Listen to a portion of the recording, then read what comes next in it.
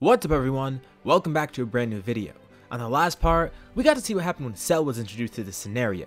Due to him being part Goku, surprisingly enough, he had access to a similar power that Goku had, allowing him to use the power of a legendary Super Saiyan during his battle. That made him a very formidable foe, although his excessive power eventually led to his downfall. The power was simply too much to contain, and with all that power overflowing, it helped the group defeat him. Although, Future Gohan and Future Trunks decided to stay behind, mainly because Future Gohan wants to make sure that Gohan has better control over the legendary form, just so he doesn't accidentally end up going berserk. We'll be covering this more here. For this part, let's hit a like goal of 3,500 likes. Once we hit that, I'll continue with another part to this series. Anyways, let's pick it from here. As mentioned, Gohan and Trunks don't return to their timeline right away. They're actually going to stay back for a little bit longer.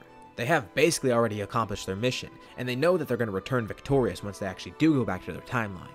But after what happened in the battle with Cell, Future Gohan realizes that he has a duty to help teach him. Of course, Goku knows how to get control of the form too, but it'll be better having two people helping Gohan rather than just one.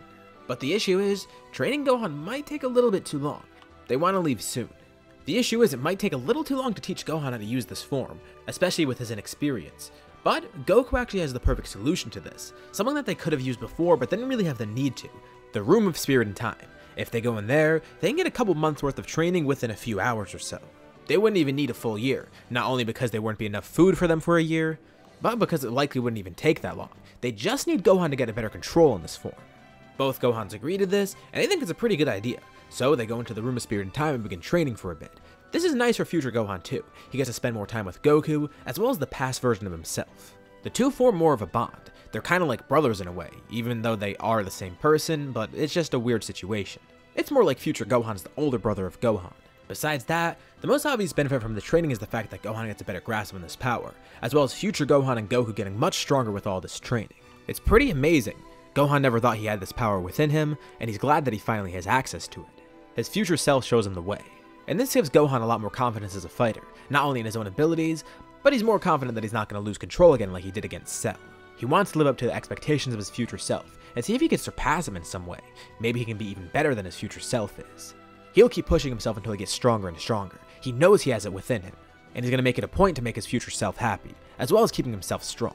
After a few months, the three of them exit the Room of Spirit and Time, and only a few hours have passed on the outside, so it wasn't really too long for Trunks to wait. And immediately after this, it seems like everything's settled. This timeline's okay, and they've done their job. Everyone says goodbye, and also thanks them. It was a pretty fun experience being back here, and even though they didn't change the past, everyone in the present timeline is prepared for any threats in the future. Future Gohan and Future Trunks have also learned from this. After their farewells, they board the time machine, going back to their original timeline, and that's the end of this arc. Naturally after this, we get into a time skip of a couple years. As I mentioned before, Gohan's actually going to keep training here. He's a lot more motivated than normal, and it's also kind of a precaution. He wants to keep training this form because if he stops training, he might lose control again even though he learned about it. He doesn't want to risk that power overflowing again on accident. The great thing is he has some perfect training partners. Of course there's Goku, but there's also Vegeta. Although, Vegeta is more so on his own. He can't really train the same way as them. Sure, he trains with them from time to time, but what his training is completely different from what they're doing. Of course, those two are focused on improving their legendary form in any way possible, mostly focused on making it more efficient and drawing more power out of it. Vegeta is looking to do something similar, but with his regular Super Saiyan form, because obviously he doesn't have access to the legendary form. It's kind of weird, even though legendary Super Saiyan is its own thing, Super Saiyan is actually a more unique form right now, because Vegeta's really the only one with it. Obviously Trunks had it, but he's gone by now. Towards the end of the time skip, present Trunks does get access to it, but Vegeta's really still the only one that's using it regularly. He's basically on his own trying to figure out how it works and how to improve it. But thankfully with all this time, he does make some nice developments. Not only does he learn how to use Super Saiyan with maximum efficiency, but he learns to go beyond that, going into Super Saiyan 2 even. He continues mostly working with this. It is his best option after all. He does kind of have a rivalry with Goku, but doesn't really care too much. Goku is gifted. As a legendary Super Saiyan, he's just naturally going to be ahead. Even though Vegeta kind of hates the idea, he does accept it. There's nothing he can really do about it. And leading into the Buu Saga, that means he's not going to have a grudge against Goku. Of course, he would like to fight Goku at his full power, but it's not like he's going to succumb to Babidi's magic. And let's actually get to that point. So, the tournament happens like normal. And by normal, I mean it still gets interrupted, and really nothing changes here. The members are the same, and everything pretty much goes as normal. And this is when the group first hears about Buu and Babidi. They head away from the tournament, going towards Babidi's ship, seeing if there's any way they could stop him. They feel pretty confident. I mean, the group is really strong after all. especially with Goku and Gohan there. The first challenge comes when they face Dabura. They see he's plotting to attack the group, and immediately they jump in, ready to fight. Although Shin doesn't really want this. He knows that if they fight, they're just going to be lending energy to Babidi. But it's fine. The group says that they can make it quick. Goku and Gohan both power up, ready to fight Dabura and make this quick, as Vegeta runs into the ship to chase Babidi and kill any other minions. Goku and Gohan are both in their controlled legendary Super Saiyan form, and immediately Dabura knows he's outclassed. He tries to spit on them, but they're fast enough to dodge it. And normally people don't spit during fights, so they know that it's probably something that they should avoid, especially after Shin tells them what it does. The two of them decide to make this quick. Dabura is then distracted as behind him there's a massive explosion. A giant geyser of energy comes up from out of the ship, as Vegeta then jumps out. There. Hopefully that killed Babidi and both of his minions. With Dabura so distracted by this, he doesn't even realize that right behind him, Goku and Gohan have both already charged attacks, launching them at Dabura and killing him instantly. Alright, that seems simple enough. It seems that there's no Buu Saga, right? Well, not exactly. Of course, Babidi wasn't going to die just from Vegeta doing that. Pui Pui and Yakan may have died in the blast, but Babidi kept himself in a barrier. But he's not going to reveal that he's still alive. He actually has a pretty good idea of what to do next. The issue is he doesn't have servants to gather energy for him, but he might be able to get another one. Although, he has to make a good choice of who to possess. If he tries to possess someone and they resist it, that'll alert everyone that he's still alive, and that'll pretty much ruin the plan. But he comes across something relatively interesting. That person, Goku. He's not a bad guy by any means, but Babidi notices something within Goku that might be very useful. Although he has it under control by now, there's a fear within Goku, one that hasn't really been accessed in a while. Goku still fears that he might go berserk again one day. He doesn't know the extent of his power, and if he tries to go beyond where he is now, who knows, not only will it access a new level of power, but a new level of being berserk, one that might not be able to be controlled. Interesting. Babidi's not sure if he can turn Goku into a Majin, but he might be able to manipulate his emotions enough to make him enraged, and to make him go berserk. Although this does carry the risk of him being killed by Goku's hand, but the payoff pretty much makes it worth it. As long as Babidi's smart and stays safe, he can sit back and watch as Goku rages, creating a bunch of energy for him. So Babidi gets right to work. Goku immediately starts feeling weird. He's not too sure what it is, but he just doesn't feel normal. Something within his mind isn't right. He feels stuff surging within him. His power is soaring. Different emotions are bubbling up. And it's almost like there's someone inside his head controlling him. Just as Babidi thought, he's not able to turn Goku into a Majin, but he is able to manipulate him enough to make him go berserk. He watches on with glee as Goku then starts powering up. The group's not too sure what's happening. Shen assumed that Babidi was trying to take control of him, but this is different. Goku's back in his normal legendary Super Saiyan form. It's not controlled. His eyes are completely white, and he's stronger than he even is in his controlled form. It's almost like Babidi unlocked the power that Goku was trying to keep latent. He knew this berserk side was still there, and always feared it resurging again. Babidi retreats to watch from far away. Remember, Goku's not a Majin servant, he's just berserk.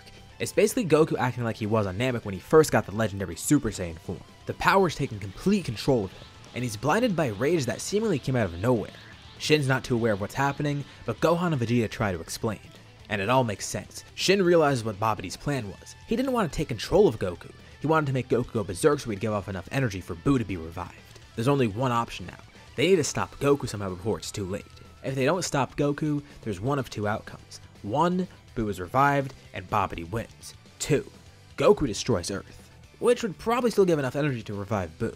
And either way, Babidi takes victory. Gohan powers up with Vegeta powering up too. Although they're still a bit nervous, they have to knock Goku unconscious somehow, but they're not too sure how to accomplish that. He's so powerful at the moment, and with him being berserk, his power is only surging more and more. But whatever, this is their only chance. They jump up midair, coaxing Goku into following them. Goku obliges and their fight begins. They exchange blows midair, creating massive shockwaves that can be felt down below. His power seems like it might be manageable now, but if they let him grow any further, he's going to be too strong for them to stop. And who knows, what if it grows to a point where he's like Cell, where he can't contain the power within him and he explodes? This is just a bad situation overall. They're not too sure how they're going to get out of this. Goku delivers a punch to Gohan. He blocks it narrowly, but he's sent flying away, back even towards the World Tournament arena. Vegeta tries landing a flurry of attacks, but Goku just tanks them all. None of them seem to do any damage. He attacks Vegeta and Vegeta narrowly avoids it. Looking around wondering where Gohan went, flying away from Goku. Goku follows Vegeta and then Gohan jumps back up. He's okay, he was just kinda caught off guard by that. Piccolo, Krillin, Shin, and Kibito follow along. But then they notice that there might be a big issue. They're getting very close to the World Tournament arena. And since Goku's berserk, he's not controlling what he's destroying and what he isn't. This could be bad. Really bad. The fight continues between Gohan, Vegeta, and Goku. Gohan and Vegeta try and draw Goku away from the World Tournament arena, but it's not working. Piccolo and Krillin go below to try and get everyone out of there. And out of the corner of his eye, Goku sees them. He launches an attack at the two of them, but Gohan jumps in front and blocks it, but then he realizes where he is. He's right in the middle of the arena and is basically a giant target for Goku. Goku gives off a menacing grin, and completely blinded by his power and rage, he charges up a massive attack in his hand, crushing it into a tiny ball, then throwing it towards Gohan. The ball then expands more and more. Everyone in the arena watches on in fear. Vegeta quickly flies down to Gohan to help defend against this, launching a final flash as Gohan launches a Kamehameha, trying to fend off the attack. Goku lends more and more power to the attack, and as he does so, it's harder and harder for them to push back. If this attack explodes, it's going to kill everyone around here, including Piccolo, Krillin, Shin, and Kibito. Possibly those two as well. They keep trying to push it back, but nothing's working, and Gohan then remembers who else is in the arena. All his friends and family. Bulma, Chi-Chi, Goten, and Trunks are trapped over there. Goten and Trunks try and join in to help, but Vegeta tells them to not get involved. It's best that they try and leave as quickly as possible. But there's no way of escaping. And seeing everyone in danger, this makes something bubble up within Gohan. He feels an emotion that he hasn't really felt in a while. There's a little bit of rage in there, but also stubbornness and resilience. He's not going to give up. He'll defend everyone down here at all costs, and he'll stop Goku from raging. Vegeta then notices that Gohan's power is surging, and immediately gets concerned. Vegeta's terrified. He assumes that Gohan's going to go berserk too, as Gohan slowly bulks up, and then bulks back down to his normal size. He shouts, and his aura intensifies. His beam grows larger. Sparks of electricity appear around him. He's reinvigorated. Briefly, he tapped into a brand new power, giving him just enough energy to knock Goku's attack right back at him. The attack hits Goku, as well as the beams from Gohan and Vegeta. They do some pretty bad damage to Goku, not enough to kill him, but just enough to knock him unconscious. The attacks dissipate and the two of them power down. Vegeta looks over to Gohan confused. Was that a new transformation or something? Gohan's not too sure himself. He's never really accessed anything like that. But Vegeta then remembers the sparks appearing around Gohan, the power-up. Wait, what if that was Gohan's own version of Super Saiyan 2, except legendary Super Saiyan 2? Gohan never even considered that. He never knew that was even possible. If anything, he's surprised he didn't go berserk himself, considering the situation he was in and the emotional strain surrounding it. They fly over to Goku to make sure he's still breathing, and sure enough, he's okay. Thankfully, he was resilient enough to survive something like that, and it seems he's calmed down, obviously because he's unconscious. Everyone else flies over and glad that it's done. That could have been really disastrous, but amidst the celebrations, Shin then realizes that fight went on for a pretty long time considering the amount of energy that was being given off. But everything seems so calm right now. Did they avoid Majin Buu being revived? Or maybe it's already too late and they don't even know it. Something then floats above the arena.